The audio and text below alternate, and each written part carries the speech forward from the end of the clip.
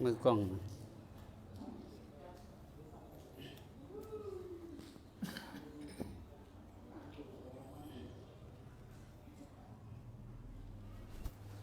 บ่ได้หมดเด้อันนี้สองอันนี้บ่ได้ต้องนำว่าพบกันเลยเนี่ยเอเตมะยังพันเดี๋ยวเพราะว่าบ่ได้เพื่อทุกคนได้บ่ว่าตามว่าน้ำข้นไปได้เอาถ้าได้ว่าพร้อมกันเอา ว่าได้พบกันเลยเพื่อหวังสิได้ยินเนาะ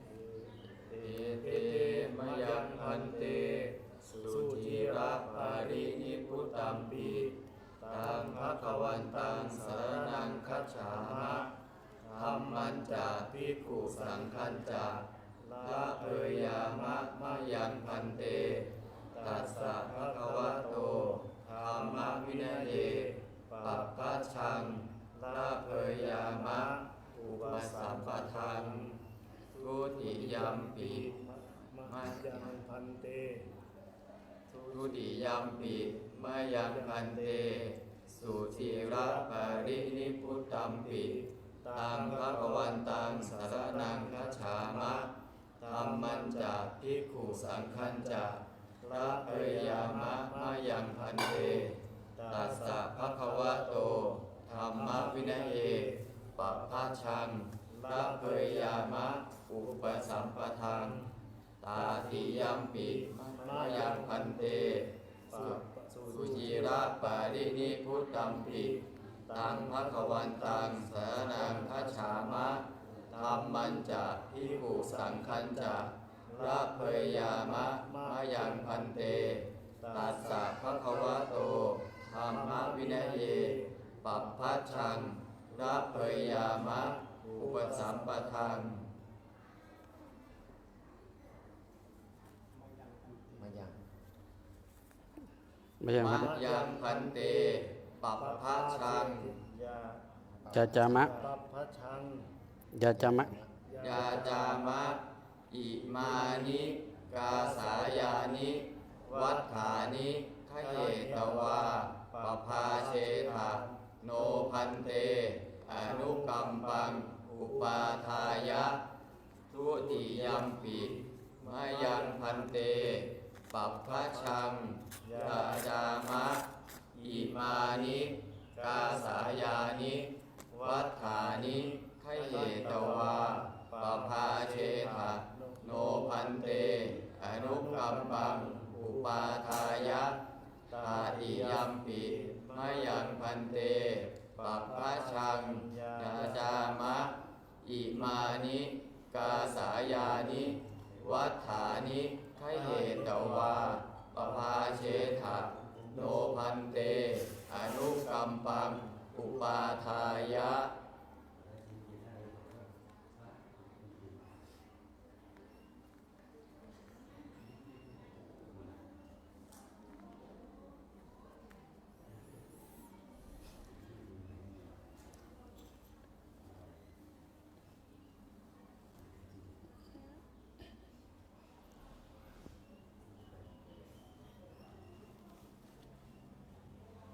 กราบ3 ครั้ง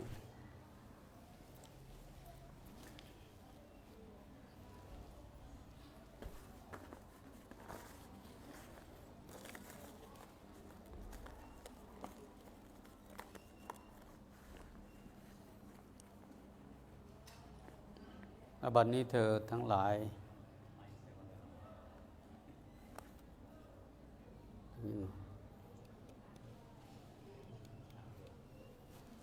บัดนี้เธอทั้งหลายได้น้อมนำผ้ากาสายะผ้าที่เย็บย้อมด้วยน้ำฝาดสำหรับเป็นเครื่องนักบวชในพระพุทธศาสนาเข้ามาในท่ามกลางสงฆ์เข้ามาหาอุปชาเปล่งวาจาเพื่ออยากจะได้การบรรพชาอุปสมบทโดยกล่าวเป็นภาษาบาลีว่าภคะวันตังสรณังคัจฉามิคัจฉามะธัมมัญจาภิกขุสังฆัญจะเป็นต้นซึ่งแปลเป็นใจความว่าข้าพเจ้าขอถึงพระผู้มีพระภาคเจ้าพร้อมทั้งพระธรรมและพระสงฆ์ ว่าเป็นสรณะ เป็นที่พึ่งในเบื้องต้น เราต้องศึกษาให้เข้าใจว่าพึ่งยังไง เพราะว่าส่วนหนึ่งชาวพุทธของเรา เวลาเกิดเหตุเพศภัยก็จะอ้อนวอนอยากจะได้ที่พึ่งเร็วๆแต่ลืมนึกไปว่าจะพึ่งได้ยังไง เพราะฉะนั้นคำว่าสรณังคัจฉามิจะพึ่งได้ยังไง โดยกล่าวคำอันเนี้ยเพื่อเพราะความเชื่อความเลื่อมใสที่มีต่อพระรัตนตรัยอันมีพระพุทธพระธรรมพระสงฆ์เป็นเครื่องที่จะเป็นที่พึ่งแต่ทีเนี้ยเบื้องต้นต้องศึกษาว่าไอ้สิ่งที่เราพึ่งมีดีอะไรพระธรรมมีดีอะไรพระสงฆ์มีดีอะไรเพราะฉะนั้นในระยะเวลาสั้นๆย่อๆก็ศึกษาคุณในเบื้องต้นพอสังเขปพระพุทธเจ้าเป็นคนเหมือนเรานี่แหละแต่ที่ไม่เหมือนเราเพราะได้บำเพ็ญบารมีมาอย่างเต็มเปี่ยมจนสามารถตรัสรู้พอตรัสรู้แล้วเรียกว่าพระพุทธเจ้าคุณมากมายทีนี้สำหรับปัญญาอย่างเราเนี่ยยากที่จะรู้ซึ้งถึงทุกแง่ทุกมุมแต่ว่าขอกล่าวเพียงย่อๆ3ประการว่าพระพุทธเจ้ามีคุณโดยย่อ3ประการคือพระปัญญาคุณพระบริสุทธิคุณพระกรุณาคุณถ้าไล่อย่างนี้ก็คือไล่จากหลังไปข้างหน้าถ้าไล่จากข้างหน้าไปข้างหลังก็พระกรุณาคุณพระบริสุทธิคุณพระปัญญาคุณนึกอะไรไม่ออกให้นึกถึงนะโมนะนะโมภะคะวะโตนี่คือพระกรุณาคุณอะระหะโตนี่คือพระบริสุทธิคุณสัมมาสัมพุทธัสสะอันนี้เป็นปัญญาคุณเพราะนั้นจะไล่ไปทางหน้าทางหลังก็ได้ถูกเหมือนกันแต่ที่ไล่นี่ไล่จากข้างหลังไปข้างหน้าก็คือมีปัญญาคุณปัญญาคนทั่วๆไปหาอยู่หากินได้เขาก็ถือว่ามีปัญญาหากินแต่พระพุทธเจ้ามีปัญญารู้สิ่งที่คนไม่รู้คือรู้เรื่องทุกข์รู้เหตุเกิดทุกข์รู้วิธีรู้ดับทุกข์รู้วิธีดับภาษาพระว่าทุกข์สมุทัยนิโรธมรรคอันนี้พระพุทธเจ้ารู้ก่อนใครเพื่อนนะรู้ก่อนใครเพื่อนคนอื่นเขารู้อย่างอื่นแต่พระพุทธเจ้ารู้เรื่องอริยสัจสี่ก่อนใครเพื่อนเพราะฉะนั้นจึงได้นามคำว่าสัมมาสัมพุทโธหรือสัมมาสัมพุทธะที่ปัญญาของพระองค์รู้เรื่องนี้ส่วนปัญญาส่วนพระบริสุทธิคุณก็คือในพระหฤทัยของพระองค์สะอาดบริสุทธิ์หมดจดพอพูดอย่างนี้สภาวธรรมยากที่จะเข้าใจท่านก็เลยว่าผู้มีปัญญาสามารถจะรู้ได้ด้วยการอุปมาเปรียบเทียบท่านก็เลยเปรียบว่าเหมือนบัวที่เกิดในน้ำโตในน้ำอยากจะรู้ว่าน้ำตื้นน้ำลึกให้ดูสายบัวอาศัยน้ำข้างล่างน้ำเปียกแฉะนะ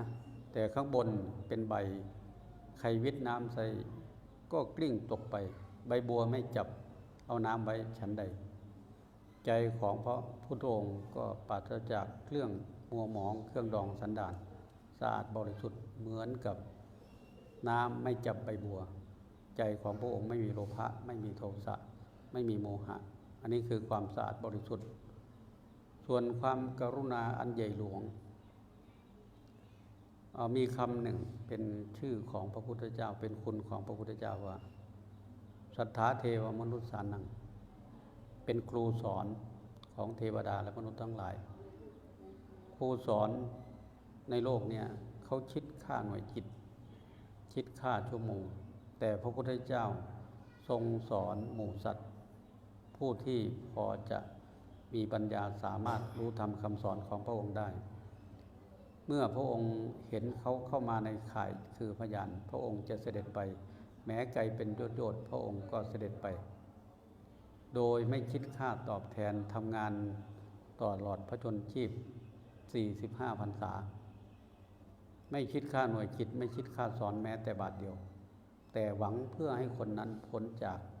การเกิดการแก่การเจ็บการตายอันนี้คือความกรุณาอันใหญ่หลวงเพราะฉะนั้นเราถึงกล้ากล่าวคำว่าพุทธังสรณังคัจฉามิส่วนพระธรรมคำสอนย่อๆรวมลงที่กายวาจาของเรานี่แหละถ้าใครทำตามคำที่พระพุทธเจ้าสอนคนนั้นจะไม่ตกไปสู่อบายธรรมย่อมรักษาผู้ประพฤติธรรมไม่ให้ตกไปในที่ชั่วอันนี้โดยย่อส่วนพระสงฆ์คือใครพระสงฆ์คือลูกชาวบ้านคนยาจกวณิพกจนไปถึงลูกพระราชามหากษัตริย์เศรษฐีผู้มีตังค์ทุกคนได้ฟังคำสอนของพระพุทธเจ้าแล้วเขาจะเข้ามาบวชปฏิบัติตามคำที่พระพุทธเจ้าสอนจนหมดโลภะโทสะเหมือนกับพระพุทธเจ้าโลภะไม่มีโทสะไม่มีกลายเป็นพระอรหันต์เราจึงกล้ากล่าวคำว่าสังฆังสรณังคัจฉามิทั้งที่เป็นลูกชาวบ้านแต่ด้วยฟังธรรมะของพระพุทธเจ้าแล้วเพราะฉะนั้นจึงมีคำว่าสาวกสังโฆหมู่ชนที่ฟังคำสอนของพระพุทธเจ้านะนอกจากนั้นยังมีสงฆ์โดยที่ยังมีกิเลสอยู่แต่ท่านมีข้อวัดปฏิบัติยังอยู่ในกรอบของพระธรรมวินัยสืบอายุพระพุทธศาสนามาจนถึงเราทุกวันนี้ทั้งสองส่วนนี้เรียกว่าพระสงฆ์เราบวชวันนี้ก็มีพระสงฆ์สืบงานอายุพระพุทธศาสนามาแล้ว 2,000 กว่าปีเราจึงกล้ากล่าวคำว่าสังฆังสรณังคัจฉามิพระสงฆ์เป็นที่พึ่งของข้าพเจ้านี่คือพระคุณโดยย่อส่วนการบวชเป็นการละการเว้นออกจากชีวิตแบบคฤหัสถ์มาอยู่ถือเพศเป็นนักบวชการบวชเราก็พูดว่าผู้บวชจะได้ตอบบุญแทนคุณพ่อแม่เอาละเมื่อจิตอ่อนโยนคนผู้มีคนรักเช่นพ่อแม่ไม่มีใครที่จะไม่นึกถึงพ่อแม่แม้แต่ฝรั่งที่เขาออกจากอ้อมกอดของพ่อของแม่ไปหากินเขามาปฏิบัติธรรมในทางพระพุทธศาสนาพอใจสงบแล้วเขาร้องไห้คิดถึงพ่อถึงแม่อาจารย์สมภพท่านเล่าว่าฝรั่งน้อยมันมาบวชเป็นเนนมันก็นั่งร้องไห้อยู่2 วันแล้วมันก็จะมาถามก็อาจารย์ก็ไม่ให้โอกาสมันพอดีมันร้องไห้มาก็อาจารย์ก็เลยเห็นก็เลยถามว่าเป็นอะไรอาจารย์ผมขอโอกาสหน่อยก่อนทำไมผมเป็นอย่างนี้นะผมมาปฏิบัติมากินข้าวก็กินมื้อเดียวกุฏิก็หลังเล็กๆทำไมผมมีความสุขแล้วผมคิดถึงพ่อถึงแม่ผมมันบาปไหมวะเวลาใจสงบแล้วมันคิดถึงพ่อคิดถึงแม่คิดถึงญาติผู้เป็นที่รักอยากจะให้ญาติได้เหมือนตัวเองอาจารย์สมภพท่านก็เลยบอกว่ามันถูกแล้วนะเรามีความสุขเราก็คิดถึงคนที่เรารักมากคนที่เรารักมากก็คือพ่อคือแม่เพราะนั้นเราก็เลยสรุปเอาว่าการบวชคือการตอบบุญแทนคุณพ่อแม่จะได้รู้ว่าพ่อแม่ลำบากขนาดไหนบางทีพ่อแม่ก็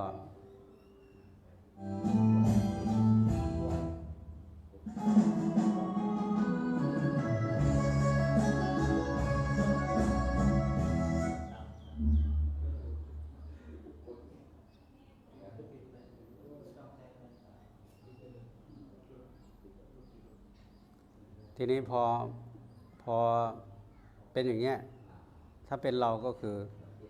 ให้รู้จักคุณพ่อคุณแม่นั่นแหละว่ากว่าพ่อแม่จะเลี้ยงเรามาเติบโตจนเราได้รับความสุขอันเนี้ยถ้าไม่มีพ่อไม่มีแม่นะเราจะไม่ได้คุณหรือความสุขแบบนี้เลยเนี่ยก็นึกถึงอยากจะให้พ่อให้แม่มานับถือพระรัตนตรัยมาถือศีลมาปฏิบัติธรรมอย่างเงี้ยอันนี้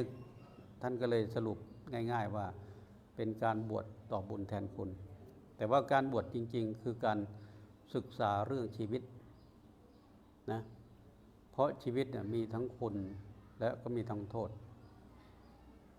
เบื้องต้นท่านให้ศึกษาชีวิตด้านนอกว่าตามเกสาโลมานะขาทันตาตะโจทันตานะขาโลมาเกสาแปลว่าผมโลมาแปลว่าขนนะขาแปลว่าเล็บทันตาแปลว่าฟันตะโจแปลว่าหนัง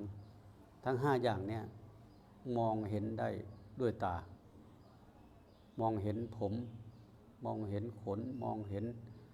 เล็บมองเห็นฟันมองเห็นหนังแล้วมองเห็นแล้วเกิดความยินดีต้องการอันนี้ท่านว่าเป็นคุณของรูปนะเพราะเห็นแล้วมันเกิดความโสมนัสเกิดความยินดีแช่มชื่น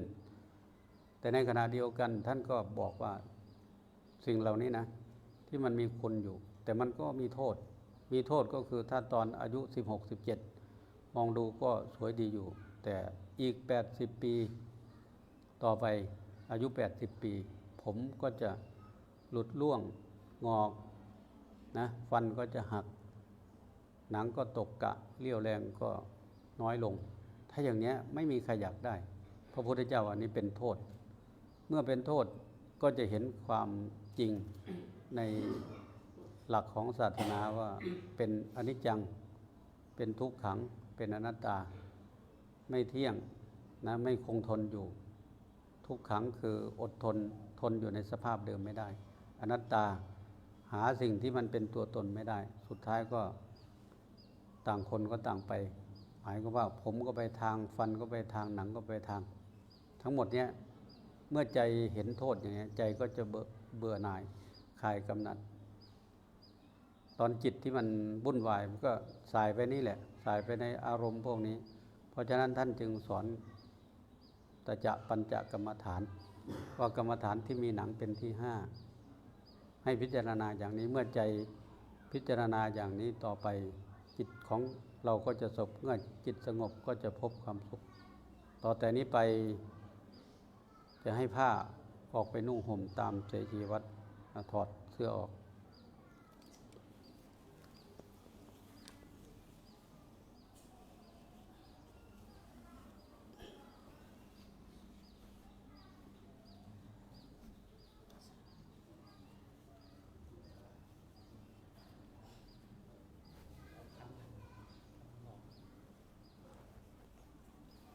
แน่นอน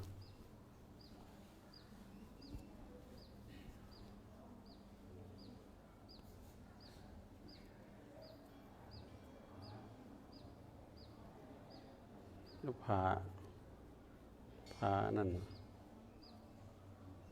ผ่ารัดอก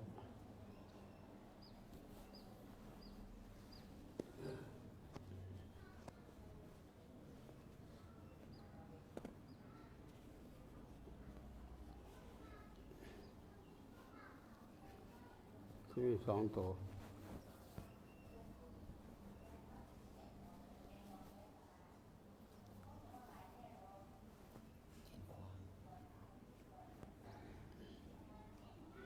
2 อัน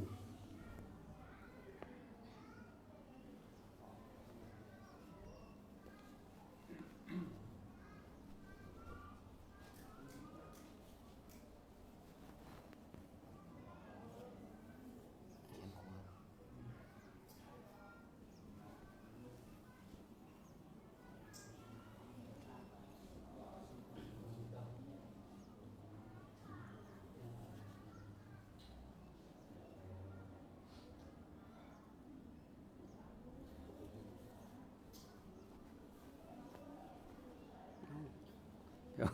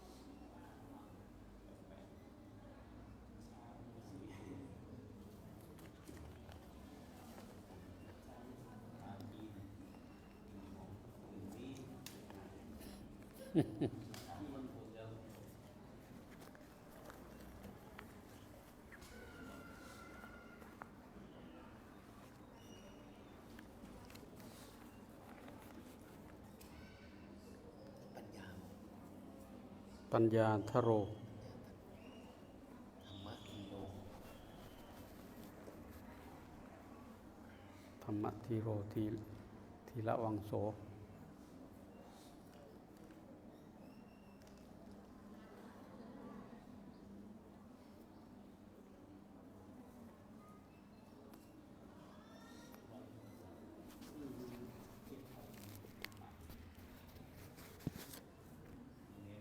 วัดในหมู่บ้านทุกวัน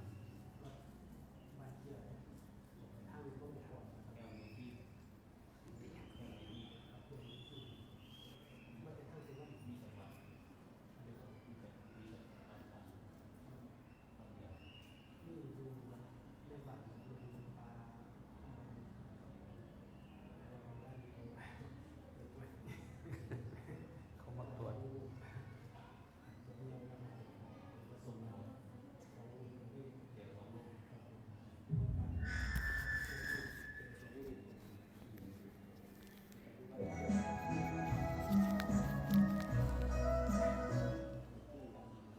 ดังเพลงครับ แบบมองเปิด เข้าพี่ เกตดับเนี่ยรถแอคโคตรงนี้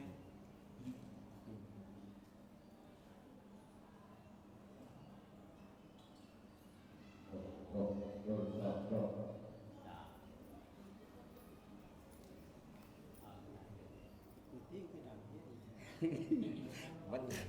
มันมักเพ่ง เขาไปกระยาเนี่ย เครื่องนี้มันมักเพ่ง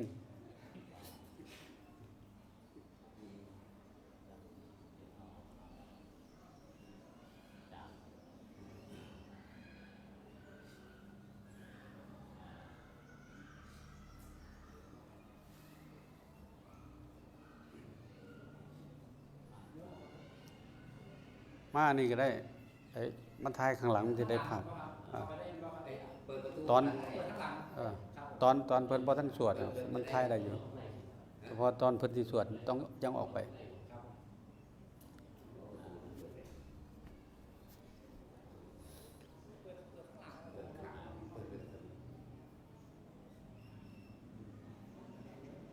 เลงว่า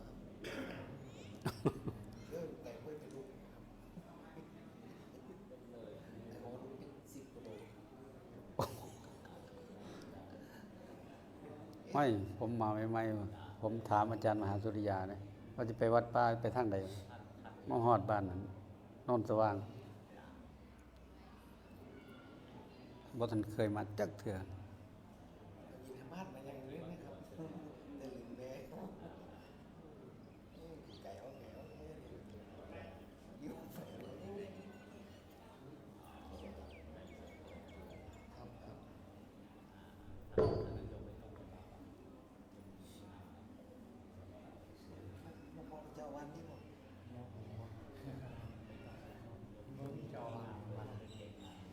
เขาเขามากวด เขามากวด หรือว่ามีอันนี้มาไหม เดี๋ยวบ้านกลางเย็นบอกพ่อหลวงตาจะได้มรณะก่อนนั่นเป็นโอ้จะเล่นนั้นหัวทุกเป็นเป็นโอ้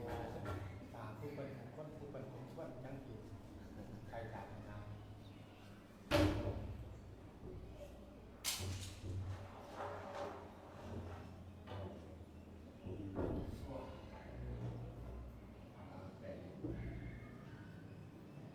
ง่ายกว่านั้นพระโจมผ่านที่นี่ถามที่ลูกถ้าอะไรป่าโอ้พอดีตำรวจคือแฟนผมมากปวดตรงนี้มันไรชิดมือนั้นมือหลังผมมากแกปัจจัยเนี่ยนั่นพอดีว่าเจอกับว่าวัดพวกนี้ต้องจะเล่นตัวว่าหลวงพ่ออยู่สาขาเราเป็นคนนั่งตั้งครูแต่ว่าผมคนอุดรเล่นมากอกไปมากมือที่สองมาเจอกันไปมาอยู่กันวัดบ้านตาบ้านตาของดวงตามาอยู่บ้านเมื่อเดี๋ยวบ้านตาไปกันไปดีๆมั่วนาบ้างต้องที่ที่ผ่านมาที่มันเลี้ยงได้กระดูกก็พูดอย่างนี้ยังคงเรื่องก็ไปอยู่ไหนดี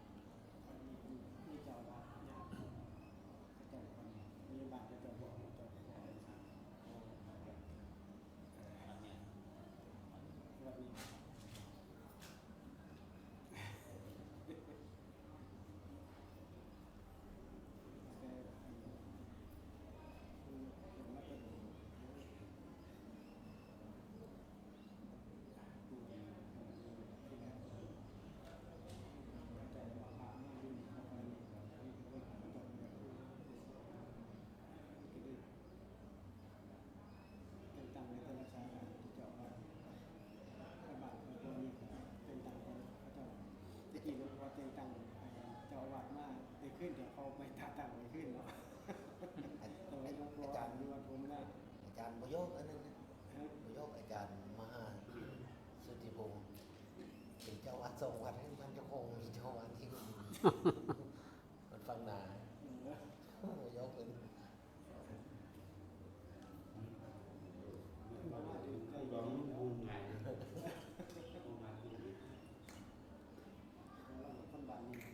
เป็นคนบ้านนี้มันเลยนะครับ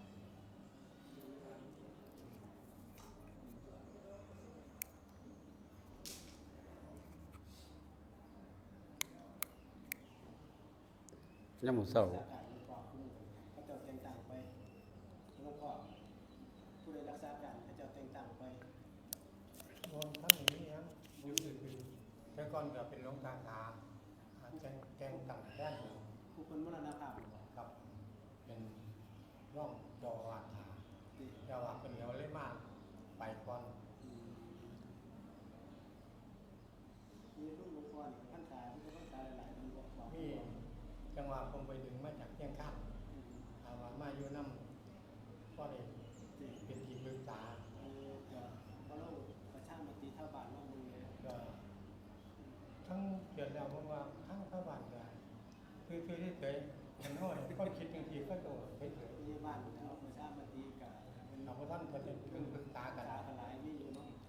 จังหวะผมว่าเห็นจังใดสิได้เงินธรรมกายเงินแจกเงินของมาวัดนะมันมี พิ ผ จาร ล ณาแล้วมันนี่ทำของกาย เพราะว่าผมว่าพัฒนาวัดเป็นอย่างกันที่ได้ ทรงประโลดค่ะเขาพิจารณาให้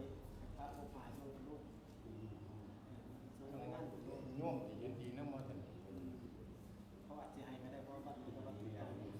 เพราะมันศาสตร์เจ้าวัดนี้นะครับที่ปรึกษามีทั้งการนวากาอยู่น้ำกันนี่มีแต่เป็นจันทร์นะมาจากเชียงคาน ที่ เป็นที่ปรึกษาย่อมมีปัญหาผม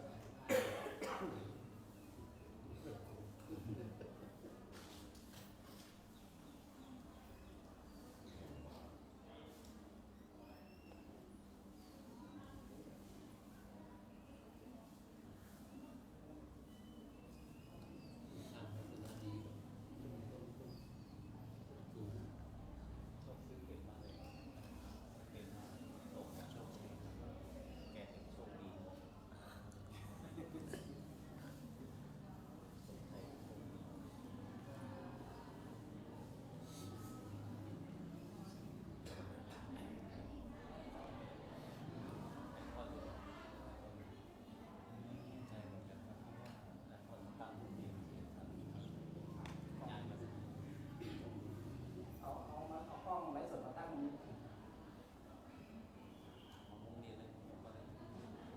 ตั้งมุมหลวงพ่อมาสุกอง ได้เห็นชัด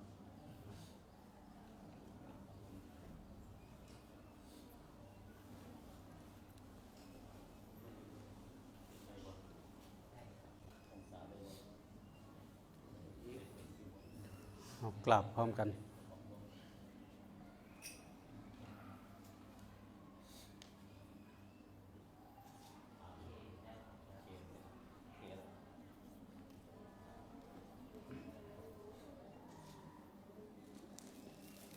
ขอศีล ยังอันเตสารนาสีลังยาจามะทุติยมปีมายังอันเตสารนาสีลังยาจามะตาติยมปีมายังอันเตสารนาสีลังยาจามะ นะโมตัสสะภะคะวะโตอะระหะโตสัมมาสัมพุทธัสสะนะโมตัสสะภะคะวะโตอะระหะโตสัมมาสัมพุทธัสสะ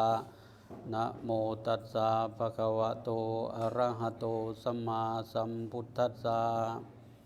นะโมตัสสะภะคะวะโตอะระหะโตสัมมาสัมพุทธัสสะนะโมตัสสะภะคะวะโตอะระหะโตสัมมาสัมพุทธัสสะนะโมตัสสะภะคะวะโตอะระหะโตสัมมาสัมพุทธัสสะ ยะมหังวทามิตังวเทธา อันติ พุทธังสรณังคัจฉามิ พุทธังสรณังคัจฉามิ ธัมมังสรณังคัจฉามิ ธัมมังสรณังคัจฉามิ สังฆังสรณังคัจฉามิ สังฆังสรณังคัจฉามิ ทุติยัมปีพุทธังสรณังคัจฉามิ ทุติยัมปิพุทธังสรณังคัจฉามิ ทุติยัมปีธัมมังสรณังคัจฉามิ ทุติยัมปิธัมมังสรณังคัจฉามิ ทุติยัมปีสังฆังสรณังคัจฉามิ ทุติยัมปิสังฆังสรณังคัจฉามิ ตติยัมปีพุทธังสรณังคัจฉามิ ตาติยัมปิพุทธังสรณังคัจฉามิ ตติยัมปีธัมมังสรณังคัจฉามิ ตาติยัมปิธัมมังสรณังคัจฉามิ ตติยัมปีสังฆังสรณังคัจฉามิ ตาติยัมปิสังฆังสรณังคัจฉามิ ติสรณะขมานังนิทิตัง ปามะหันติ ปานาติปาตา เวระมณีสิกขาปานาติปาตา เวระมณี ปานาติปาตา เวรมณี อทินนาทานา เวระมณี อาทินนาทานา เวรมณี อพลัมมจริยา เวระมณี อาทิธัมมะจัตตริยา เวรมณี มุสาวาทา เวระมณี มุสาวาทา เวรมณี สุราเมรยมัชฌะปมาทัฏฐานา เวระมณี สุราเมรยมัชฌะปมาทัฏฐ วิกาละโภชนาเวระมณี วิกาลโภชนาเวรมณี นัจจะคีตะวาทิตะภิกษุกะทัศนาเวระมณี นัจจคีตาวาทิตาวิสุกทัสสนาเวรมณี มาลาคันทะวิเลปนะธารณะมันดนะวิภูสนัฏฐานาเวระมณี มาลาคันธาวิเลปนะอาระนะมันดานะวิภูสนัฏฐานาเวรมณี อุจจาสยนมหาสยนาเวระมณี อุจจาสยนะมหาสยนาเวรมณี ชาตะรูปะระชตะปฏิกหานาเวระมณี ชาตารูปาราชตะปฏิฆหานาเวรมณี อิมานิทัสสะสิกขาปทานิสมาธิยามิ อิมานิทัสสะสิกขาปทานิสมาธิยามิอิมานิทัสสะสิกขาปทานิสมาธิยามิอิมานิทัสสะสิกขาปทานิสมาธิยามิ กราบ3 ครั้ง เอาโยมอยู่ข้างนอกเอาบาตรมาถวายเนน บาทบาท หันกลับไปรับบาตร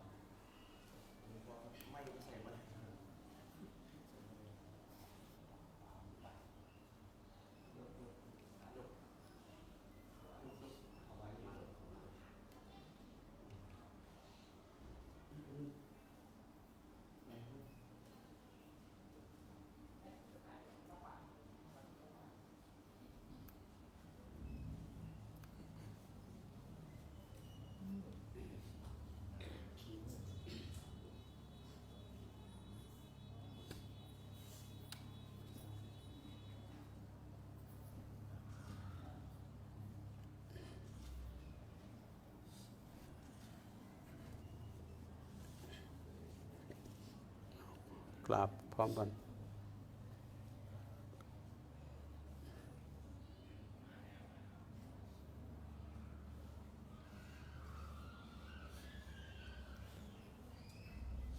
ขอพบกันและยังพันตินิสยัง มายังพันเตนิสยังยาจามะทุติยัมปิมายังพันเตนิสยังยาจามะ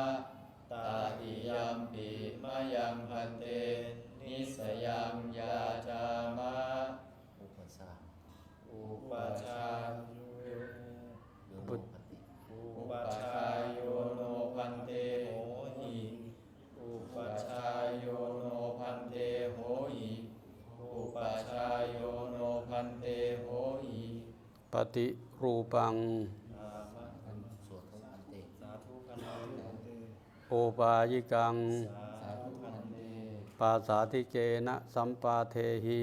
สาธุพันเต อัจฉตะเค อาชาตะเคทานิ ธานิเทโร อานิเทโร อาชาตะเคทานิเถโรไมหังพาโรอาหัมปิ อัมหากังพาโลทำไม อาชาตะเคทานิเถโรอัมหากังพาโร มะ มะ ยัง ยัยัมปีเถระสะภารา อัจฉ อัจ ตะ ฉาตะเคทานิเถโรอัมหากังพาโรมะยัมปีเถระสะภารา อัจฉ อัจฉาตะเคทานิเถโรอัมหากังพาโรมะยัมปิเถระสะภารา บัดนี้เธอทั้งหลายมาขอนิสัย มาขอให้เราเป็นอุปชฌาย์คำว่านิสัยคำว่าอุปชฌาย์เป็นคำที่เนื่องกัน นิสัยในที่นี้คือไปอาศัยพระผู้ที่ท่านบวชก่อน ส่วนคำว่าอุปชฌาย์เป ลว่าผู้ที่จะคอยเพ่งดูความสมควรและไม่สมควร อันที่ไม่สมควรจะบอกให้ละให้เลิกให้ลดน้อยลงจนที่สุดละได้หมด อันที่สมควรจะให้ทำเพราะสิ่งเหล่านี้จะเป็นประโยชน์ แต่หน้าที่ในปัจจุบันคือเป็นประธานในคณะสงฆ์ที่จะรับเข้าเธอที่จะรับเธอเข้าสู่หมู่สงฆ์เพราะฉะนั้นอุปชฌาย์จึงได้บอกว่าปฏิรูปังแปลว่าสมควรโอปายิกังในอุบายที่ท่านบางหลักเอาไว้ก็พอเป็นไปได้แล้วเน้นย้ำไปตรงที่ว่าปาสาธิเกนะสัมปาเทหิหมายถึงว่าขอให้เธอทำกิริยาอาการอันน่าเลื่อมใสเพราะต่อจากนี้ไปเราจะได้อาศัยปัจจัยที่คนผู้มีความเลื่อมใสศรัทธาจะมอบปัจจัยสนับสนุนมีอาหารมีเสื้อผ้ามีที่อยู่อาศัยยามเจ็บไข้ได้ป่วยจะได้รักษาถ้ากิริยาอันที่ไม่น่าเลื่อมใสคนไม่เกิดความเลื่อมใสแล้วเขาจะไม่ให้เมื่อไม่ให้เราจะเดือดร้อนจะทำการประพฤติปฏิบัติไม่สะดวกสบายแล้วก็บอกไปว่าตั้งแต่วันนี้เป็นต้นไปนะอัจฉตเคตั้งแต่วันนี้เป็นต้นไปพระอุปชฌาย์ก็เป็นภาระของข้าพเจ้าถึงพวกข้าพเจ้าก็เป็นภาระของพระเถระคำว่าภาระในที่นี้ไม่ได้ไปแบกไปหามไม่ได้ทำการค้าขายแต่ภาระอันใหญ่หลวงของชีวิตของนักบวชเราก็คือการฝึกกายฝึกวาจาฝึกใจให้ได้ดีๆเมื่อฝึกทั้ง3ส่วนนี้ได้ดีผู้ที่ให้ข้าวให้น้ำที่จะสนับสนุนเรานะเขาสนับสนุนเพื่ออันนี้ซึ่งคำนี้มันจะมีอยู่ในที่เราพิจารณาปัจจัย4ทุกๆวันว่าพัมมจริยานุคาหายะเพื่อจะอนุเคราะห์การประพฤติพรหมจรรย์พรหมจรรย์ก็มีศีลมีสมาธิมีปัญญาเพราะฉะนั้นการบวชจึงเป็นการได้ฝึกได้อบรมเพราะฉะนั้นการบวชจะต้องสวดกรรมวาจาจะต้องออกชื่อผู้บวชออกชื่อผู้ให้บวชจะตั้งชื่อให้ใหม่ตั้งชื่อให้นาควันชัยสมณเณรวันชัยว่าปัญญาทโรแปลว่าผู้ทรงไว้ซึ่งปัญญาส่วนสมณเณรกมลให้ชื่อว่าธรรมธีโรแปลว่านักปราชญ์ผู้มีธรรมส่วนโชคชัยให้ชื่อว่าธีระวังโสแปลว่าวงของนักปราชญ์เพราะฉะนั้นเมื่ออาจารย์ถามว่าจินนาโมสิเธอก็ตอบตามที่บอกแล้วส่วนอุปชฌาย์ชื่อว่ายะโสธโรเมื่ออาจารย์สวดถามว่าโกนามะเตอุปชฌาโยอุปชฌาย์ของเธอชื่ออะไรก็ตอบพร้อมกันว่าอุปชฌาโยโนพันเตอายัสมายะโสธโรอุปชฌาย์ชื่อยะโสธโรต่อแต่นี้ไปจะมอบบาตรและบริการให้กลุ่มหัวแขนซ้าย สายสัน ขยับเข้าไป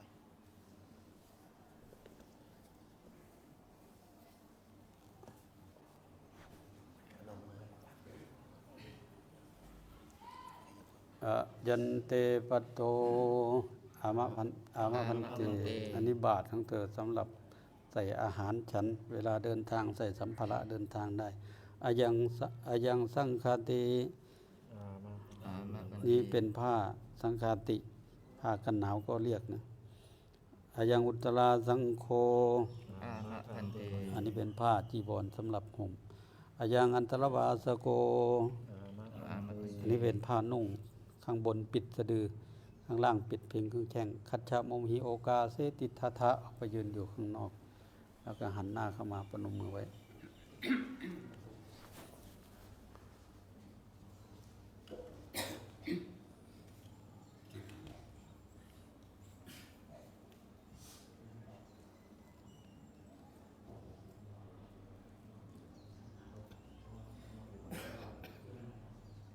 ขยับมาอีกพ่อมันยืนได้ นะโมตัสสะภะคะวะโตอะระหะโตสัมมาสัมพุทธัสสะนะโมตัสสะภะคะวะโตอะระหะโตสัมมาสัมพุทธัสสะนะโมตัสสะภะคะวะโตอะระหะโตสัมมาสัมพุทธัสสะสุนันตุเมพันเตสังโฆปัญญาทะโลจาธรรมะทิโลจาทีละวังโสจา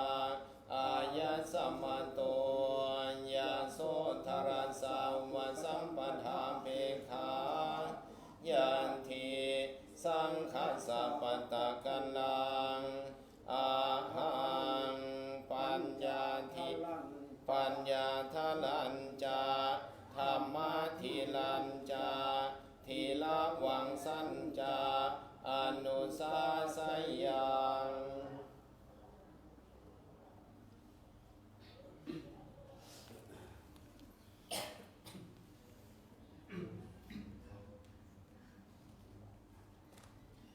สุนาสีปัญญาธาระสุนาสีธรรมทีละสุนาสีทีละวังสะอายันเตสัจจกาโลพุทธกาโลยังชาตังตังสังฆมัจเจปุสันเตสันตังอทิติวัตพังอาสันตังอทิติวัตพังมาโควิภาสีมาโคมังกัวโหสีเอวันตังปุจิสันติสันติเตเอวันอุปังอาภาทานพุทธังนัตถิพันเตขันโดนัตถิพันเตกิลาโส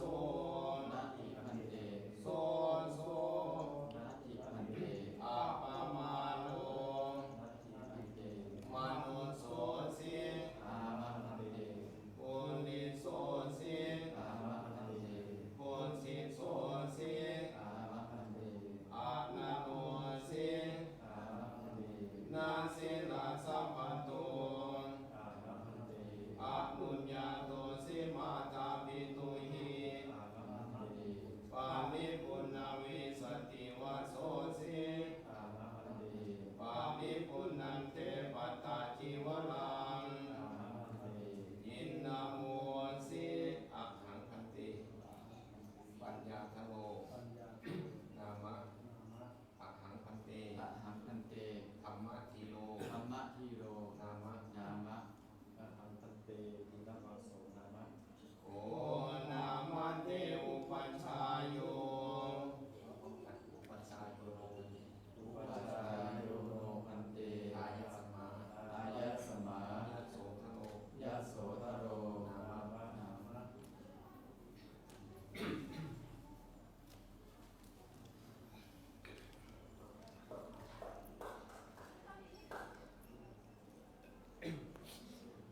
โส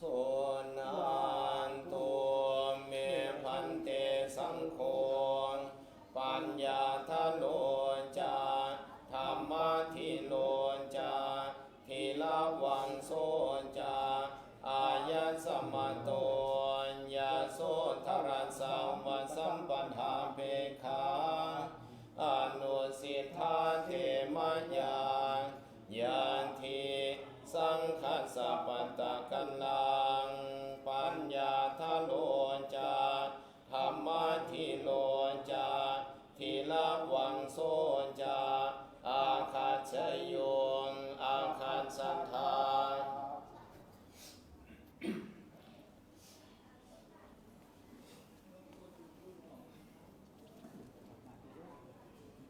ครับลูก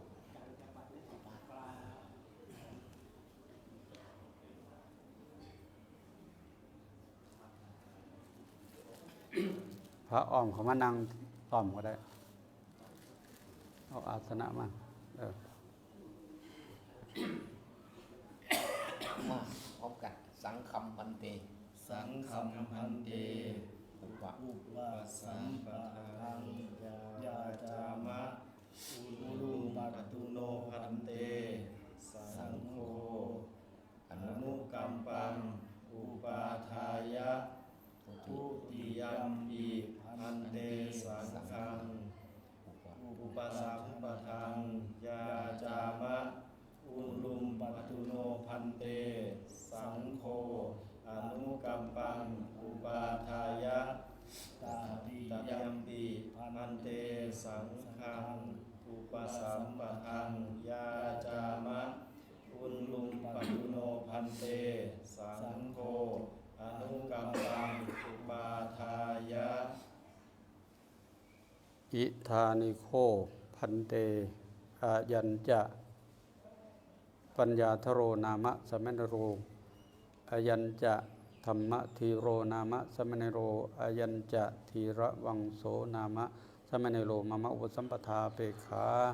อุปสัมปทังอากังขมานาสังขังยาจันติอหังสัพพวิมังสังขังอเจสามิสาธุพันเตสัพโพยังสังโฆอิมันจะปัญญาทรังนามะสมัยในรังอิมันจะธรรมะทีรังนามะสมัยรังอิมันจะทีละวังสังนามะสมัยรังอันตรายิเกธรรมเมปุจิตวาตัทธปตะกลตังยตวายติจุตุเถนะกัมเมนะอกุปเปนะทานาระเหนะอุปสัมปาเทมาติกัมมะสันนิฐานังกโรตุ สาธุโสนันโตเมพันเตสังโฆปัญญาทโลจาทิอมาทิโลจาทีละวังโสจาอายัสสมะโตยาโสทรัสสะวะสัมปทาเปขายานทีสังขันสัพพตะกันลังอาหังปัญญาทลัญจาธรรมทิลัญจาทีละวังสัญจาอันตรายิเกธรรมเมปุญชยังสุนาสีปัญญาทระสุนาสีธรรมทิระสุนาสีทีละวังสาอายันเตสัจจกาโลพุทธกาโลยังชาตังตังพุทธามิสันตังอธิติวัตพังอาสันตังอธิติวัตพังสันติเตเอวลูปันอาภาทังกุณทังนาทีพันเตขันโนนาทีพันเตกิลาโสนาทีพันเตโสโสนาทีพันเตอัปปมาโรนาทีพันเตมนุโสสิอามาพันเตปุลิโสสิอามาพันเตปุสิโสสิอามาพันเตอานาโนสิอามาพันเตนาสิราสัมพันโตอามาพันเตอานุญญาโตสิมาตามปิตุหิอามาพันเตปาลิปุณเวสติวัสโสสิอามาพันเตปาลิปุณันเทปัตตาจิวลังอามาพันเตอินโมสิอะหังพันเตอะหังพันเตปัญญาทโลนามะอะหังพันเตอะหังพันเตธรรมะทีโลธรรมะทีโลนามะอะหังพันเตทีระวังโสนามะโกนามันเตอุปัชฌายโยว่าพร้อมกันอุปัชฌายโยโนพันเตอุปัชฌายโยโนพันเตอายัสสมาอายัสสมายะโสทโลยะโสทโรนามะโสนันโตเมพันเตสังโฆอายัญจะปัญญาทโรอายัญจะธรรมทิโรอายัญจะทีละวังโส อายัสสมะโตยาโสธรัสสะวัสสัมปทาเพขังปาลิสุทธาอันตรายิเกหิธัมเมหิปาลิปุณณมิเมสังปัตตาจิวลังปัญญาทโนจาธรรมทิโลจาทิละวังโสจาสังฆังอุปสัมปทังยาจันติอายัสสมตายาโสเลนะอุปชาเยนะยันทิสังฆสัพพตะกันลังปัญญาทโนจาธรรมทิโลจาทิละวังโสจาอายัสสมตายาโสทะเรนะอุปชาเยนะเอสายันติสุนันตัวเมพันเตสังโฆอายัญจาปัญญาทโรอายัญจาธรรมทิโลอายัญจาทิละวังโสอายัสสมะโตยาโสธรัสสะวัสสัมปทาเพขังปาลิสุทธาอันตรายิเกหิธัมเมหิปาลิปุณณมิเมสังปัตตาจิวลังปัญญาทโนจาธรรมทิโลจาทิละวังโสจาสังฆังอุปสัมปทังยาจันติอายัสสมตายาโสทะเรนะอุปชาเยนะสังโฆปัญญาทรัญจาธรรมทิลัญจาทิละวังสัญจาอุปสัมปาเทติอายัสสมตายาโสทะเรนะอุปชาเยนะยาสายัสสมโตคัมมติปัญญาทรัสสัจจา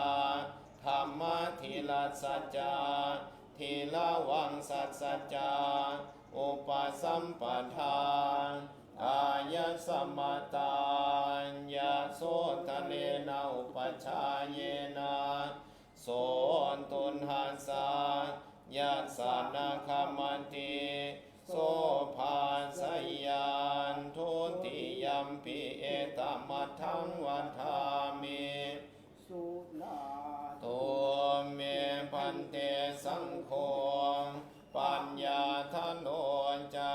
อายัญจาอายัญจา อายัญจาปัญญาทโลอายัญจาธรรมทิโลอายัญจาทิละวังโสอายัสสมะโตยาโสธรัสสะวัสสัมปทาเพขังปาลิสุทธาอันตรายิเกหิธัมเมหิปาลิปุณณมิเมสังปัตตาจิวลังปัญญาทโนจาธรรมทิโลจาทิละวังโสจาสังฆังอุปสัมปทังยาจันติอายัสสมตายาโสทะเลนะอุปชาเยนะสังโฆปัญญาทลัญจา มาที่ลัญจา ทีละวังสัญจาอุปสัมปาเทติอายัสสมตายาโส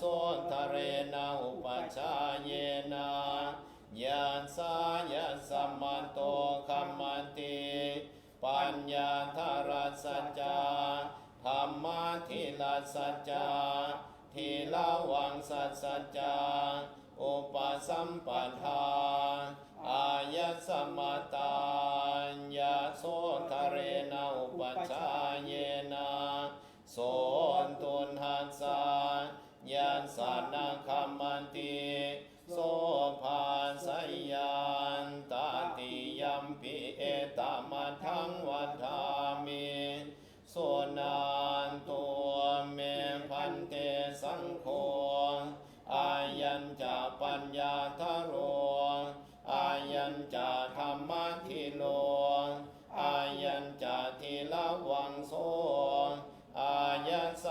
โตยะโสตรัสสัมวสัมปทาเปขาปาลิสุทธาอันตรายิเกหิธัมเมหิปาลิปุณณมิเมสังปัตตจิวรังปัญญาทโรจาธรรมทิโลจาทิละวังโสจาสังฆังอุปสัมปทังยาจันติอายะสมตายะโสทะเรนะอุปชาเยนะสังโฆปัญญาทรัญจาธรรมทิลัญจาทิละวังสัญจาอุปสัมปันเทติอายะสมตายะโสทะเรนะอุปชาเยนะยะสายะสัมมโตคัมมติปัญญาทรัสสจาธรรมทิรัสสจาทิละวังสัจจาอุปสัมปทาอายะสมตายะโสทะเรนะอุปชาเยนะโสตุนหัสสะยัสสนะคัมมันติโสภาสยาอุปสัมปันนาสังเขนะปัญญาทโรจาธรรมทิโลจาทิละวังโสจาอายะสมตายะโสทะเรนะอุปชาเยนะคัมมันติสังคัสสันตัสสมาตุนหิเอวเมตังทารยามิ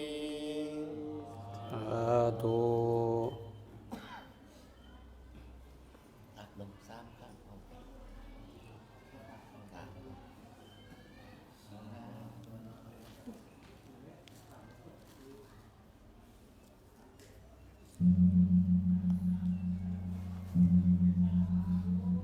นั่งทำเพียรนั่งทำเพียรเอาบ้านออกเปิดบ้านออก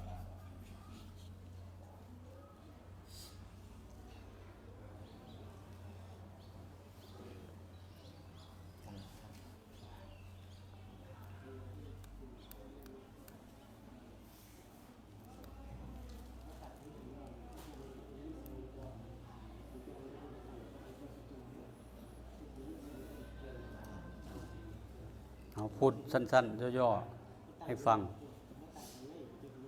บัดนี้คณะสงฆ์ยกท่านขึ้นเป็นพระภิกษุในพระพุทธศาสนาสำเร็จลงด้วยเวลา 10:58 นาทีที่สีมาของวัดวิเวกทีปารามบ้านนาดอกคำตำบลนาดอกคำอำเภอนาด้วงมีคณะสงฆ์ประชุมกัน13 รูปเป็นพระในพระพุทธศาสนาแต่เป็นพระเนี่ยเขาเพิ่งรับเข้าวงถ้าเป็นหมอลำเขาเพิ่งรับเข้าวงถ้ารับเข้าวงเขาจะให้ทำงานอะไรถ้าเป็นนักร้องก็ต้องไปเทสเสียงถ้าเป็นนักดนตรีก็จะไปฝึกซ้อมดนตรีถ้าเป็นแบบหมอลำนะเนี่ยในฤดูกาลหน้าเขาจะออกพรรษาจะรับงานจะต้องไปซ้อมพวกนี้ถ้าอะไรก็ไม่เป็นวงก็ล่มไปแสดงแล้วไม่ประทับใจอันนั้นเป็นของชาวบ้านอันนั้นเขาสมมุติกันแต่ของคณะสงฆ์ก็สมมุติเหมือนกันวันนี้เมื่อกี้เรายังเป็นนาคอยู่พอตอนนี้ผ่านไปประมาณ1 ชั่วโมงเป็นพระในพระวินัยโดยที่พระพุทธเจ้าบัญญัติพระวินัยให้คณะสงฆ์เป็นใหญ่แล้วก็ทำแบบนี้ถ้าในชนบทมีสงฆ์ไม่ต่ำกว่า5 รูปสูงไม่เป็นไรถ้าในเมืองใหญ่ๆต้อง10 รูปขึ้นไปอย่างนี้แล้วก็มีอุปชามีอะไรสวดกรรมวาจาสมบัติให้ครบถ้วนอันนี้เรียกว่าวินัยบัญญัติขึ้นเป็นเรื่องสมมุติเพื่อจะฝึกให้ตามหลัก แต่นี้เราบวชเป็นพระก็จริง แต่การสมมุติฝึกหัดนี่เรายังไม่ได้หัดเช่นหัดท่อง ถ้าเกิดว่าตอนเย็นเนี่ยมีใครตายลงอยากจะนิมนต์พระวัดป่ามาสวดทำใหม่ๆนี่ก็ยังสวดไม่ได้ วิธีที่จะทำก็คือไปสวดสาธยายไปท่องบนให้ทรงจำแล้วก็ไปสวด แต่ถ้ายังไม่ทรงจำก็สวดตามตำรานะถ้าทรงจำได้ก็สวดโดยไม่ต้องดูไอ้ที่จริงไม่ใช่ง่ายนะเอาตัวหนังสือเข้ามาในหัวนะไม่ใช่ง่ายถ้าไม่ขยันจะไม่ได้บางทีบวชนานแล้วจำอะไรก็ไม่ได้เลยเขาเรียกว่าไปใส่แช่นบ่ดังนี่ตะเปาแช่นบ่ดังไปน้ำเขาไปอาศัยกินเขาซื่อๆแต่แม่นหลายเขาเลือกได้เขาบอกซ้ำถ้าเป็นแบบนี้นะอันเนี้ยเพราะนั้นก็ระหว่างพระสูตรต่างๆก็ต้องไปหัดท่องหัดทรงจำใน3 เดือนเนี่ยจะได้กี่สูตรก็แล้วแต่ความสามารถแต่สิ่งที่อยากจะบอกในเบื้องต้นก็คือเมื่อบวชแล้วเนี่ยสิ่งที่อุปชฌาย์จะบอกก็คือข้อวัดปฏิบัติเรียกว่าอนุศาสตร์หัวข้อที่จะต้องบอกก่อนเลยเพราะถ้าไม่บอกแล้วจะเกิดความเสียหายอันแรกคือสิ่งที่เราจะอาศัยนะสิ่งที่เราจะอาศัยก็คือ1อาหาร2เครื่องนุ่งห่ม3ที่อยู่อาศัย4ยารักษาโรคอันนี้เป็นคำที่รู้กันทั้งหมดแต่ว่าคำพระเขาเรียกว่าบิณฑบาตจีวรเสนาสนะกิรณะเภสัชอันนี้เป็นภาษาพระจะอาศัยสิ่งเหล่านี้แต่นี้สิ่งที่เราจะอาศัยเนี่ย1เราไม่ได้ไปขอแต่ว่าคนผู้มีปัญญาเขาเห็นเขาเกิดความเลื่อมใสแค่เมื่อกี้เรานุ่งห่มพอห่มผ้าแล้วมันคือเด้โอ้คือจังอยู่เฮิงเด้อวะนะยกมือไหว้ท่วมหัวเลยว่างั้นแค่เห็นอันนี้นะบ่เป็นโตเฮาเด้เห็นธงชัยของพระอรหันต์คนก็ย่องคนก็ยกย่องอยากให้อยู่อยากให้เฮ็ดอันเนี้ยเบื้องต้นเนี่ยแค่เห็นอันนี้แล้วทีนี้เราจะไปรับเอาข้าวเอาอาหารที่เขาให้จะไปยังไง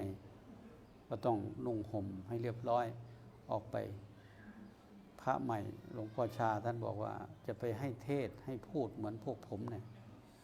มันพูดไม่ได้หรอกเพราะมันบวชใหม่แต่ว่าท่านก็ต้องเทศเหมือนเดิมแหละเทศแปลว่าแสดงให้เขาเห็นทางตาชาวบ้านเขาวุ่นวายอยู่กับเรื่องเลือกสวนไรนาคนที่สงบยังไม่เคยเห็นเดินไปไม่พูดแต่มีคนเอาเครื่องสักการะบูชายกอาหารให้ยกเสื้อผ้าเครื่องนุ่งห่มให้อย่างเงี้ยอันนี้เป็นสิ่งที่ยากมากถ้าไม่ศรัทธาเลื่อมใสจะให้ไม่ได้อันนี้คืออาหารส่วนเครื่องนุ่งห่มก็ห่มแบบเนี้ยถ้าสมมติว่าจะอยู่ในพรรษานี่แหละให้ครบ3 เดือนถ้าอยากถือธุดงค์ก็ไม่ต้องไปเดินแบบที่ท่านเดินที่เราเห็นรถชนอันนั้นก็ไม่ต้องไปทำก็ได้แต่เราจะทำโดยเนื้อหาสาระก็คือว่าถ้าอยู่ในวัดป่าถ้าจะใช้ไตรจีวรให้ครบ3 ผืนเนี่ยอันนี้สำหรับผ้า3 ผืนเราก็เป็นถือธุดงค์ได้หรืออย่างวัดป่าเนี่ยก็บิณฑบาตทุกวันใน3 เดือนจะไม่ขาดสักวันก็เป็นการถือธุดงค์มีเที่ยวบิณฑบาตเป็นวัดถ้าวันไหนไม่ได้บินวันนั้นเราจะไม่ฉันอย่างเงี้ยเขาเรียกฉันตกบาตรอีกคำหนึ่งหรือจะนั่งฉันอาสนะเดียวถ้าลุกจากนี้ไปจะไม่ฉันอีกเลยอย่างเงี้ยก็เป็นธุดงค์ได้แปลว่าขัดเกลาให้ตัวเองได้คือสร้างความพอใจให้ตัวเองนะพูดง่ายๆถ้าไม่พอใจก็เป็นผู้ที่จะมากเขาเรียกว่ามากถ้ายังไม่ใช่วินัยนะแต่มันเป็นเครื่องสำหรับที่จะทำให้เราเข้าใจในเรื่องธุดงค์แต่ว่าองค์ประกอบในการที่จะขัดเกลาถ้าใช้แบบนี้ได้ก็จะเป็นการทำให้ตัวเองได้ใช้จ่ายใช้พออยู่ได้นะ ไม่ฝืดเคืองนักไม่พุ่มเฟือยนะอะไรประมาณนี้นะอันที่สองอันที่สามก็คืออยู่โคนไม้เป็นศัพท์เดิมแต่ปัจจุบันเนี่ยมีกุฏิวิหารให้อยู่อย่างปลอดภัยแต่นี้อย่างที่มันเป็นข่าวอยู่นะพอบวชแล้วก็ไม่รู้ว่ารถมาจากไหนดังปูดปัดปูดปัดอยู่ไม่สุขบวชแล้วไม่สงบอยู่ในเสนาสนะได้อยู่แต่ว่าการกระทำไม่ได้ เพราะฉะนั้นก็ต้องคอยเป็นหูเป็นตากันในเรื่องพวกนี้อันสุดท้ายแม้ว่าอาหารจะมีเครื่องนุ่งห่มจะมีที่หลับที่นอนจะมีแต่กินแล้วไม่ถ่ายกินแล้วไม่สบาย3 วัน4 วันยังไม่ขับถ่ายอันนี้ต้องเริ่มหายาระบายสมัยพระพุทธเจ้าก็เลยว่าใช้ยาดองในน้ำมูดเน่าแต่ปัจจุบันนี้มียาธาตุมีอะไรพอที่จะขับถ่ายออกได้ถ้ามันหนักหนาสาหัสก็ไปหาหมอเยียวยาให้ทันอันนี้คือสิ่งที่อาศัยจากที่เราอยู่ในบ้านเราก็อาศัยแบบนั้นอยู่ในวัดก็อาศัยแบบนี้แต่สิ่งที่ไม่ให้ทำเลยเรียกว่าการณีจิตที่ทำไม่ได้ถ้าทำแล้วขาดจากความเป็นพระมีอยู่4 ข้อคือ1เสพเมถุน2ลักของเขา3ฆ่าสัตว์4อวดคุณพิเศษที่ไม่มีในตนคำว่าเสพเมถุนเป็นชื่อของคนคู่ทำกันในที่ลับๆทำกัน2 คนบวชแล้วท่านห้ามทำผู้หญิงก็ไม่ได้ผู้ชายก็ไม่ได้สัตว์เดรัจฉานก็ไม่ได้นะในภาษาบาลีว่าอันตมโสติรัจฉานากตายปิแม้เดรัจฉานก็ไม่ได้บอกขนาดนั้นแล้วถ้าใครไปทำแบบนี้ท่านใช้คำว่าปุริโสสุวิสัชชิโนเหมือนคนถูกตัดคอขาดจะมาต่อให้มีชีวิตอีกไม่ได้ฉันใดผู้ที่บวชในพระพุทธศาสนาแล้วไปทำเช่นนั้นจะกลับมาบวชอีกไม่ได้บวชเป็นพระไม่ได้อันนี้คือข้อแรกข้อที่2ลักของเขาภิกษุมีไถยจิตคิดลักของบุคคลอื่นได้ราคาบาทควรบาทเกินบาทได้มาด้วยอาการแห่งขโมยท่านบอกว่าข้อนี้ถ้าทำแล้วมันขาดอุปมาเหมือนใบไม้มันเหลืองปันดุปลาโสใบไม้เหลืองที่มันหลุดจากขั้วเอาไปต่อให้มันเขียวงามเหมือนเดิมไม่ได้ชั้นใดพระผู้บวชในธรรมวินัยก็ฉะนั้นเหมือนกันข้อที่4ข้อที่3ฆ่าสัตว์ในที่นี้ท่านหมายเอามนุษย์เอาตั้งแต่ไหนมนุษย์เอาตั้งแต่อยู่ในครรภ์ในภาษาบาลีว่าอันตมโสคัพพะปาตนังโดยที่สุดแม้สัตว์ผู้เกิดในครรภ์ก็ไม่ได้สั่งก็ไม่ได้ทำเองก็ไม่ได้ข้อนี้ก็เลยพูดยาวไปถึงว่าพระหนุ่มที่รู้จักคุ้นเคยกันกับผู้หญิงพอวันหนึ่งหลวงพี่บวชผู้หญิงมันมีปัญหาก็เลยโทรมาคุยปรึกษาหลวงพี่แม่ก็ไม่กล้าคุยพ่อก็ไม่กล้าคุยเลยคุยหลวงพี่บวชใหม่ในฐานะเป็นผู้วินิจฉัยก็เลยบอกว่ามีใครรับผิดชอบไหมถ้าไม่มีใครรับผิดชอบมันอายเขาเอาออกซะบางเนี่ยไปสั่งฆ่าคนโดยเจตนาเขาก็ทำตามหลวงพี่บวชอยู่ในวัดเลยเป็นคนซวยเลยทีนี้ไปสั่งโดยเราก็ไม่รู้หรอกแต่ว่าเราคุ้นชินแบบนั้นชินตาว่าถ้าท้องป่องขึ้นมามันจะอายเขาพระก็เลยไปสั่งเพราะฉะนั้นข้อนี้ควรระมัดระวังเอาไว้อย่าให้คำปรึกษาใครบอกว่าเรื่องนี้ไม่ค่อยถนัดเท่าไหร่บอกปัดไปก็ได้ส่วนข้อสุดท้ายข้อนี้ท่านอุปมาเหมือนหินแตกออกจาก2 เสียงไปติดให้มันสนิทเหมือนเดิมไม่ได้ชั้นใดพระผู้บวชในพระธรรมวินัยก็ฉันนั้นเหมือนกันข้อสุดท้ายอวดคุณพิเศษที่ไม่มีในตนคำว่าคุณพิเศษในภาษาบาลีใช้คำว่าชานังวาวิโมกขังวาสมาธิงวาสมาปัตติงวามัคคังวาพลังวาได้ฌานได้สมาบัติได้สมาธิได้มรรคได้ผลไอ้ที่มันมีไอ้ที่ไม่มีเนี่ยไปอ้างว่ามีอันนี้ขาดจากความเป็นภิกษุท่านเปรียบว่าเหมือนตาลที่มันยอดขาดแล้วไม่มีแตกกิ่งแตกแขนงนะขาดแล้วขาดเลยตายเลยพระผู้บวชแล้วก็อุปมาเหมือนตาลยอดด้วนปฏิบัติคุณธรรมอะไรไม่สูงขึ้นมีแต่ความเสื่อมอย่างเดียวเพราะฉะนั้นในเบื้องต้นก็บอกไว้เพียงย่อๆแค่นี้ต่อไปจะบอกเป็นภาษาไทยบอกเป็นภาษาบาลีอนุญญาสิโคภควาปุสัมปะเทตวาจัตตารโรนิสเยจัตตาริจะการณียานิอาจิกิตุง ปินยาโลปโภชนังนิสสายะปปชาตถาโวยาวะชีวังอุตสาโหกรณิโยติเลกลาโภสังฆปตังอุเทสปตังนิมันตนังสลากปตังปกิกังอุโปสถิกังปาติปาธิกังปังสกุละจิวลังนิสสายะปปชาตถาโอยาวะชีวังอุตสาโหกรณิโยติเลกลาโภโคมังกปาสิกังโกสยังกัมพลังสานังพังคังรุกขโมลเสนาสนังนิสสายะปปชาตถาโอยาวะชีวังอุตสาโหกรณิโยติเลกลาโภวิหาโลทโยโคปาสาโทหัมยังคุหาปุติมุตตะเพสจังนิสสายะปปชาตถาโอยาวะชีวังอุตสาโหกรณิโยติเลกลาโภสัปปินวานิตังเตลังมัทุภานิตังอุปสัมปเนนะภิกขุนาเมธุโนธัมโมนปฏิเสวิตโพอันตมโสติรัชฌานคตายปิโยภิกขุเปทุนังธัมมังปฏิเสวติอัตสมโนโหติอสักกจปุติโยสยะถาปินามะปุริโสสีสัจจิโนภโพเตนะสลิละพันเทเนนะชีวิตุงเอวเมวะภิกขุเมธุนังธัมมังปฏิเสวิตวาอัตสมโนโหติอสักกจปุติโยตังโวยาวะชีวังอาการิยังอุปสัมปันเนนะภิกขุนาอทินังทยสังฆาตังนะอาทาตพังอันตมโสตินัสลากังปาทายะโยภิกขุปาทังวาปาทารังหุงวาติเรกปาทังวาอาทินังทยสังฆาตังอาทิยติอัตสมโนโหติอสักกจปุติโยสยะถาปินามะปันดุปลาโสพันธนาปมุตโตโพหริตตายะเอวเมวะภิกขุปาทังวาปาทารังวาติเรกปาทังวาทินังทยสังฆาตังอาทิตวาอัตสมโนโหติอสักกจปุติโยตังโบยาวะชีวังอาการณิยังอุปสัมปันเนนะภิกขุนาสันจิตจปาโนชีวิตานะโวโลเปตโพอันตมโสกุณฑกิปิลิกังปาทายะโยภิกขุสันจิตจามนุสภิขังชีวิตาโวโลเปติอันตมโสคัพพะปาตโนปาทายะอัตสมโนโหติอสักกจปุติโยสยะถาปินามะปุตุสิลาทวิธาพินนาปฏิสันธิกาโหติเอวเมวะภิกขุสันจิตจามนุสภิขังชีวิตาโวโลเปตวาอัตสมโนโหติอสักกจปุติโย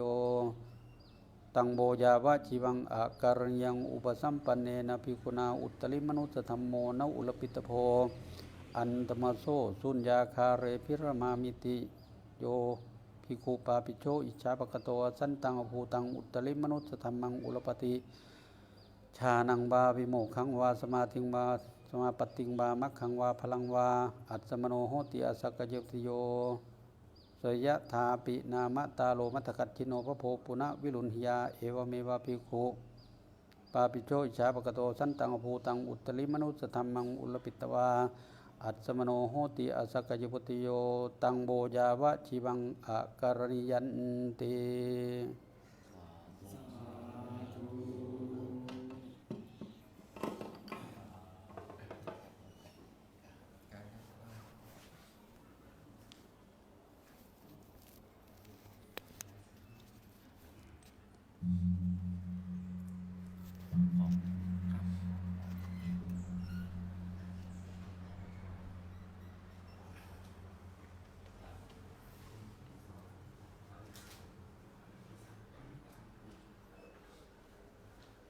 เดี๋ยวก็จะแนะนำทุกท่านนะครับไปดูบรรยากาศนะครับภายนอกบริเวณนะครับในอุโบสถนะครับที่ทำการไลฟ์สดการอุปสมบทพระนะครับที่บวชอุทิศนะครับเป็นอาจาริยบูชาให้กับท่านพระครูจริยสารธรรมนะครับ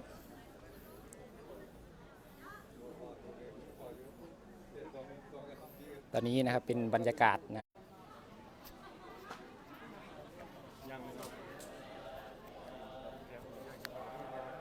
ก็เป็นภาพนะครับบรรยากาศนะครับพระ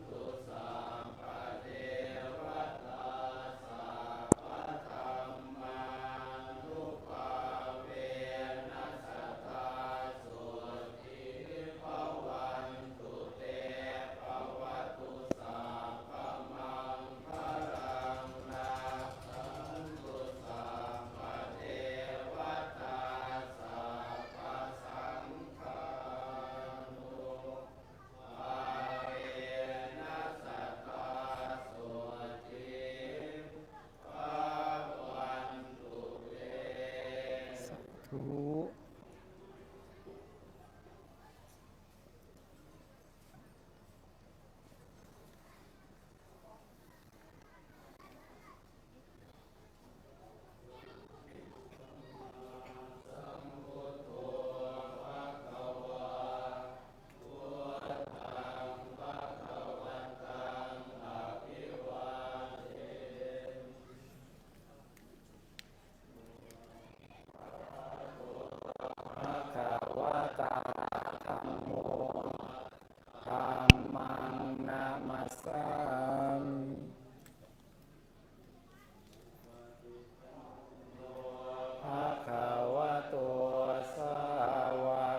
สังโฆสังฆังนะมา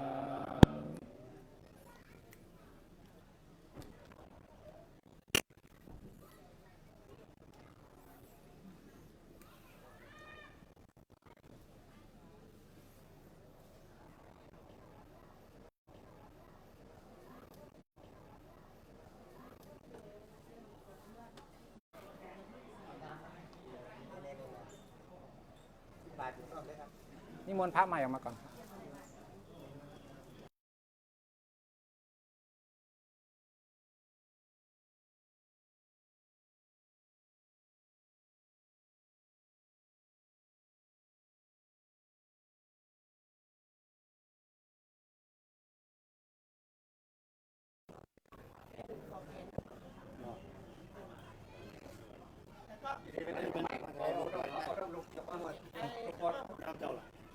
เดี๋ยว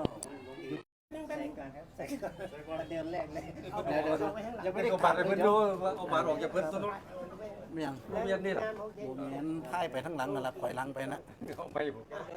เดินครับลงให้ตากล้องใหญ่กันครับ แล้วนี้กราบครับกราบพระก่อน กล้องใหญ่กันเอาเส้นไหนพี่วี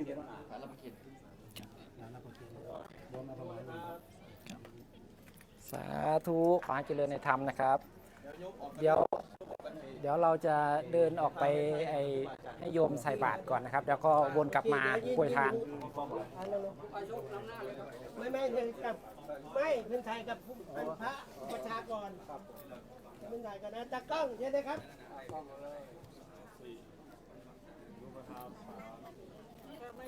เนี่ยเดี๋ยวยกขอนี่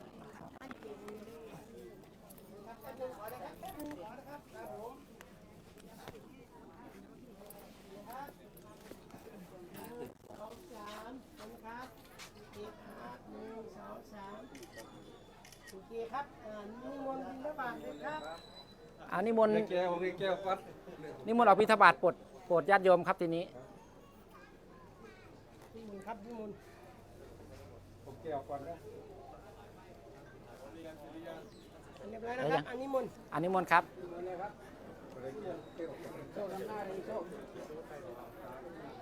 โชคกันเลยตามนะ ก็รู้สึกว่าพระใหม่จะอายๆนิดนึงนะครับ นิมนต์เอารองเท้าพระเทระอยู่ไหนเนาะทีนี้โอ้รองเท้าของหลวงพ่ออยู่ไหนครับ เรียกกันเลยนะครับ น้อมกราบขอบพระคุณนะครับครูบาอาจารย์นะครับในอาการมาร่วมพิธีสังฆกรรมนะครับ อุปสมบทหลวงพ่ออุปชาหารองเท้าไม่เจอแล้วทีเนี้ย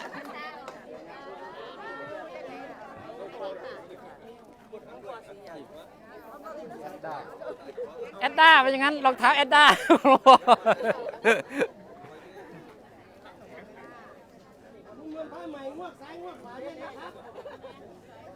ใส่ข้างหน้าแล้วนิมนต์นะครับนิมนต์ทางขวามือก่อนครับ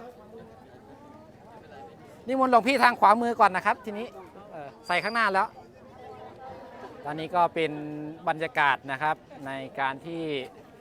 หลวงพ่ออยากเป็นพระไม่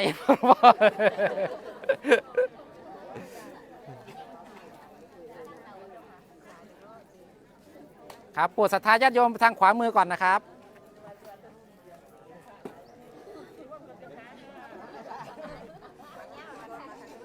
อันนี้หลวงพี่โชคนะครับเป็นหลวงพี่โชคแล้วนะครับ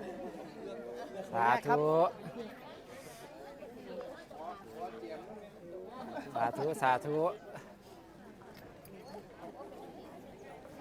ภาพบรรยากาศนะครับในการถ่ายทอดสดพิธีบรรพชาอุปสมบทนะครับพระ3 รูปในวันอาจาริยบูชานะครับครบรอบ 100 วันของการจากไปของท่านพระครูจริยสารธรรม ก็มีลูกศิษย์นะครับที่เป็นลูกศิษย์วัดป่าจำนวน3 ท่านด้วยกันนะครับที่ได้มาบวชอุปสมบทนะครับในการตอบแทนบุญครูบาอาจารย์ในการอุทิศบุญนะครับให้กับครูบาอาจารย์ในครั้งนี้นะครับรูปแรกก็คือหลวงพี่วันชัยนะครับยังไม่ทร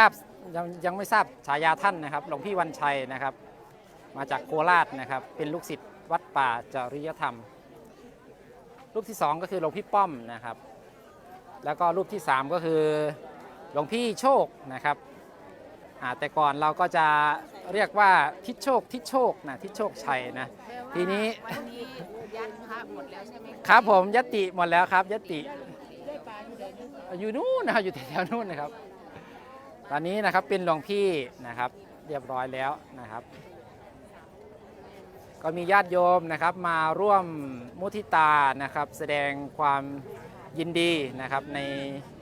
การอุปสมบทนะครับพระใหม่ในครั้งนี้ด้วยนะครับ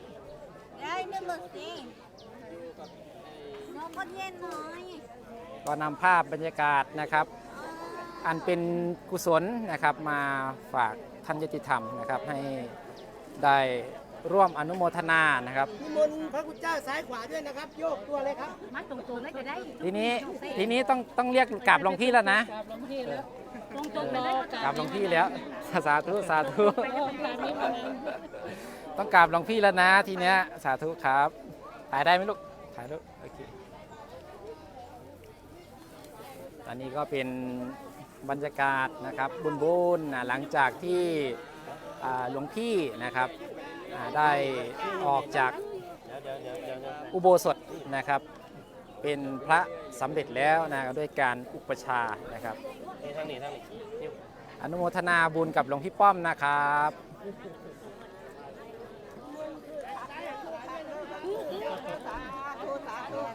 สาธุหลวงพี่รูปที่3นี่หน้าตาคุ้นๆนะครับนี่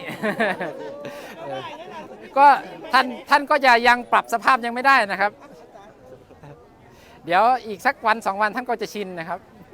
ตอนนี้ท่านออกจากโบสถ์มาใหม่ยังปรับสภาพไม่ได้นะครับรูปที่3นี่รู้สึกคุ้นๆนะครับบรรยากาศบุญๆอย่างนี้นะครับก็หาชมได้ยากนะครับที่จะมีลูกศิษย์ลูกหานะครับที่นึกถึงบุญคุณของครูบาอาจารย์แล้วก็ได้อุทิศตนนะครับในการบวชถวายนะครับเป็นอาจาริยบูชานะครับตอนนี้นะครับอุบาสกกิจนะครับในนามตัวแทนผู้ถ่ายทอดสดนะครับเพจของวัดป่าจริยธรรมนะครับก็ได้นำภาพบรรยากาศบุญๆนะครับญาติโยมสาธุชนนะครับที่มาร่วมมุทิตานะครับยินดีกับพระใหม่นะครับในการเข้าสู่ร่มผ้ากาสาวพัสนะครับ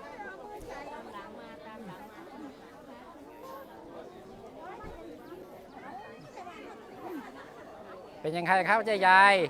ปีติยินดีใจไหมครับสาธุครับตอนนี้ก็นำพาทุกท่านนะครับเข้าสู่บรรยากาศบุญๆนะครับในการทำบุญของญาติโยมนะครับสาธุดีใจไหมแม่ส้มสาธุครับลูกศิษย์วัดป่าจริยธรรมนะครับมากหน้าหลายตานะครับมาร่วมมุทิตาอนุโมทนาบุญในการอุปสมบทพระ3 รูปนะครับบวชเป็นอาจาริยบูชาให้กับท่านพระครูจริยสารธรรมนะครับในการจากไปครบ100 วันนะครับเราก็ระลึกนึกถึงบุญนะครับที่ท่านได้เมตตานะครับได้เรียกว่าให้ธรรมะกับญาติโยมสาธุชนนะครับในตอนที่ท่านยัง มีมาให้ทุกท่านได้รับชมนะครับ